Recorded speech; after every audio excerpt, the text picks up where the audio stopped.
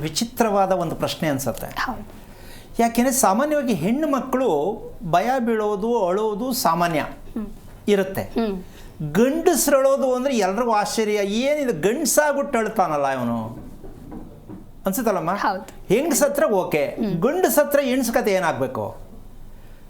ಇದು ವಿಚಿತ್ರ ಅನ್ಸಿದ್ರು ಇದರ ರಹಸ್ಯ ಏನಿರಬಹುದು. ಗಂಡಸು ಹೆಸರಿಗೆ ಯಾವ ಪುರುಷಾರ್ಥಕ್ಕೆ ಗಂಡಸು ಅಂತ ಅನ್ನಿಸ್ಕೋಬೇಕು ಅನ್ನೋದು ಅವರಲ್ಲೇ ಅನ್ನಿಸ್ತಾ ಇರುತ್ತೆ. ನಾನು ಗಂಡಸು ಅಂತ ಅಂದ್ಕೊಂಡಿದ್ದೀನಿ, ಏನು ಪುರುಷಾರ್ಥ ಇದೆ ಇದರಲ್ಲಿ, ನನಗೇನು ಆಗ್ತಾನೆ ಇಲ್ವಲ್ಲ, ತುಂಬ ಕಷ್ಟ ಅಂದರೆ ಭಯವನ್ನು ಅನ್ನೋದಾದರೂ ಸ್ವಲ್ಪ ಪರವಾಗಿಲ್ಲ. ಹೊಳೋದಿದೆಯಲ್ಲ, ಇದು ತುಂಬ ಗಂಡಸ್ಗೆ ಒಂದು ರೀತಿ ವಿರೋಧವಾದದ್ದು, ಒಂದು ರೀತಿಯಲ್ಲಿ ಅವಮಾನಕರ ಸಂಗತಿ ಕೂಡ. ಅಂದರೆ ಎಲ್ರಿಗೂ ಹೇಳ್ತಾರೆ ಅನ್ನೋ ಪ್ರಶ್ನೆ ಅಲ್ಲ, ಒಬ್ಬರೇ ಆಗಲಿ. ಇದು ಯಾಕೆ ಉತ್ಪತ್ತಿ ಆಗತ್ತೆ? ಆಗಬಾರ್ದು.